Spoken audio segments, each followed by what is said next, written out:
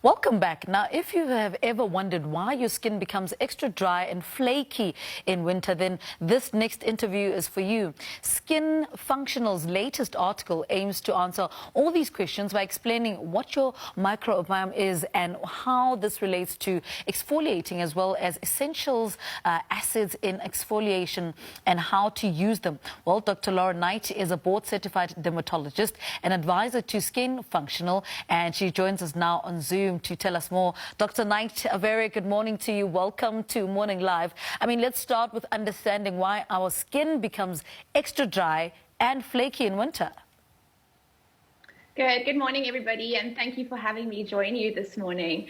So the skin is really a complicated ecosystem that starts really with our microbiome on the top, and then the various layers of our skin, being your outermost layer, your stratum corneum, and then there's a few layers within your epidermis, which is the upper layer of our skin. So it obviously becomes a bit drier in winter as the temperature drops. We're using more indoor heating systems. And so this kind of transepidermal water loss increases as we lose water from within the skin to the outer environment. Naturally, as this environment dries out our skin, the outer protective layer, or your stratum corneum, becomes a bit more leaky, if you will.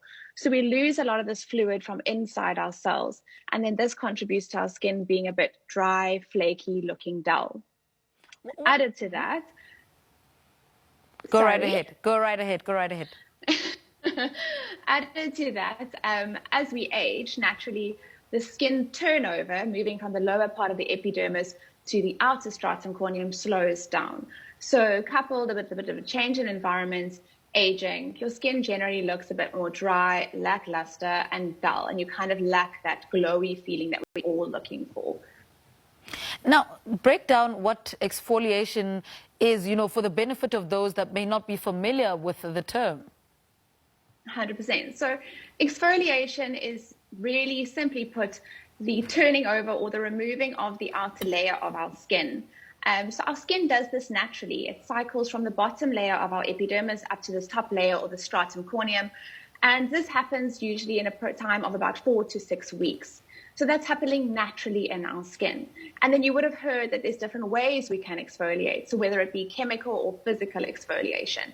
And physical exfoliation is commonly what most people are more familiar with. The idea of using a scrubbing brush, scrubbing glove, even, just a thicker cloth to kind of brush off that top layer of the skin to help the natural process of the skin, or stimulate and speed up that natural turnover of the skin. But this can also be done with chemical exfoliation. And this is what us, as dermatologists and at Skin Functional, actually prefer, the chemical exfoliation. This is a means of exfoliation that's a bit more gentle and actually works on a cellular level to snip the connections between the cells, enhancing this turnover. It's a little bit less irritating on your skin, less risk of damaging your barrier, stripping your microbiome, and causing that inflammation that we're not wanting. So it's a way of supporting our natural exfoliation, our natural skin process, but also looking after your skin, and the idea of doing more good than harm. So it falls into our Skin Functional idea of skin intelligence. We want to use products intelligently to enhance that underlying concern or enhance our underlying skin processes. And I've seen a lot of products that are, deemed as natural on the market. I've seen the brown sugar. I've seen, lemon. In terms of that, and because there's so much information out there as well, how do we navigate around it? That's why we kind of started our Skin Chat series, because the skincare world is actually a minefield. We're bombarded by media, social media, what every influencer, skinfluencer is doing. And it's hard for the consumer and the fellow skincare lover to navigate. A lot of people are under this assumption that natural is better.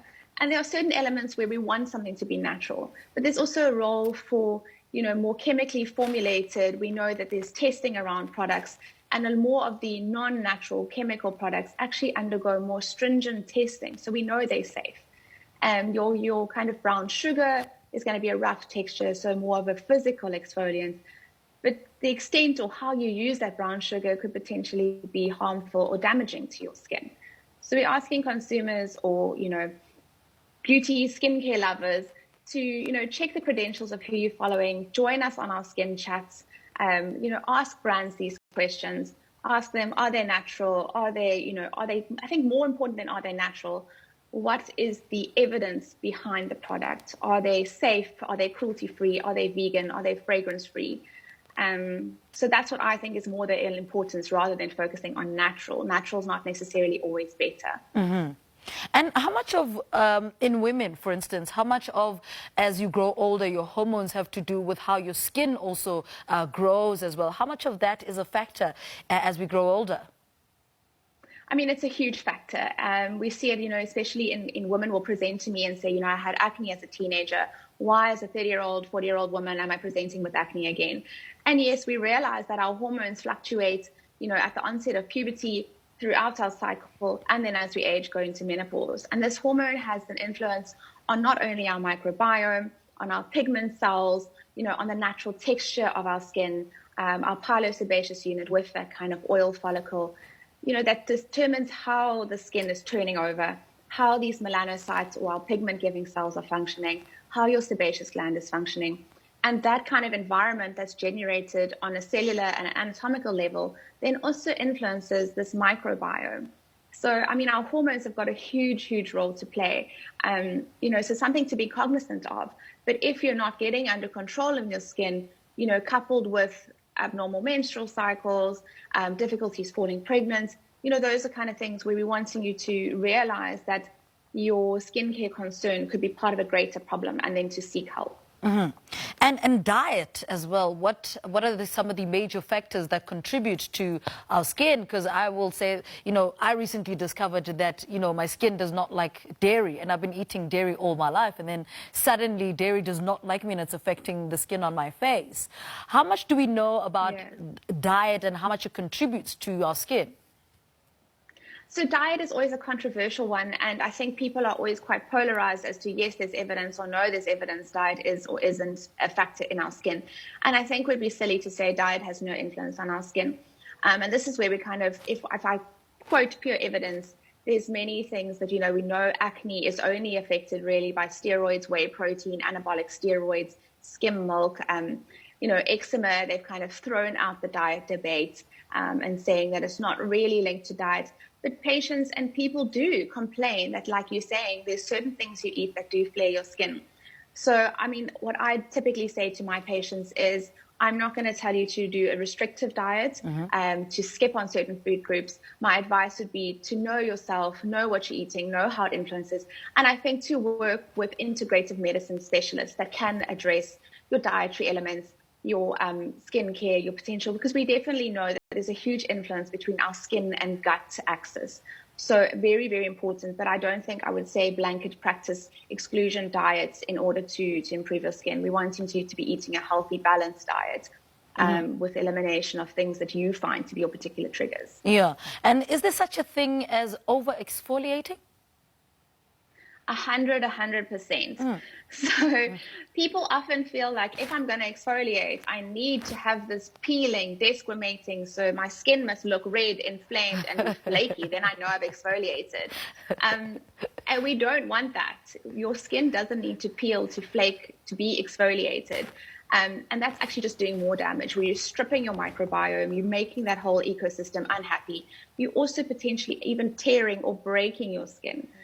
So basically, my simple rule is anything you're doing at home with an exfoliator should not be at a percentage, at a concentration, in a combination that's causing peeling, stripping of your skin.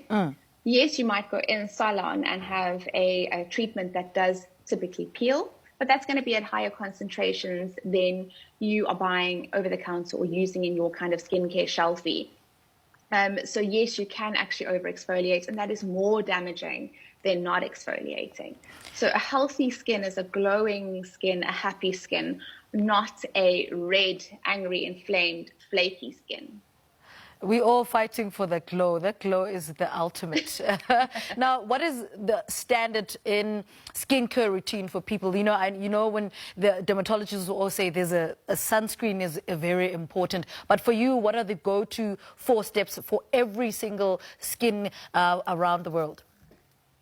100%. And I really think simple is better. Identify your skincare concern, your skincare goal, and we build from there. So, I mean, everybody is generally using a wash, and your wash should be very basic. You don't need to spend money on your cleanser. Your cleanser needs to be a gentle cleanser that's not stripping your microbiome, that's simply removing your makeup, removing your sunscreen, removing the kind of impurities and exposomes that you've been exposed to during the day. Then in the morning, I always say to people, your routine really, really should be including a vitamin C. Vitamin C, you're wanting it to be a L-ascorbic acid, at least a 10%, coupled often with a CE ferulic, and that's your antioxidant fighter, setting your skin up to prevent any further damage that's going to happen to the day. So Skin Functional has got an amazing vitamin C serum, which is definitely got all the right components that I've mentioned in that kind of long thing to remember. It's affordable, fantastic, going to be doing all the right things for you. Then you can use a moisturizer if you need. Otherwise, your sunscreen could also double as your moisturizer. And we're wanting your sunscreen to be at least a SPF 30. You need to apply it every day, irrespective of if it's sunny, rainy, you're going outside, you're not going outside, and then reapply during the day. Nighttime, you're going to wash again. I usually say to people, it's really nice if you're concerned about anti-aging to add a retinol in to your routine.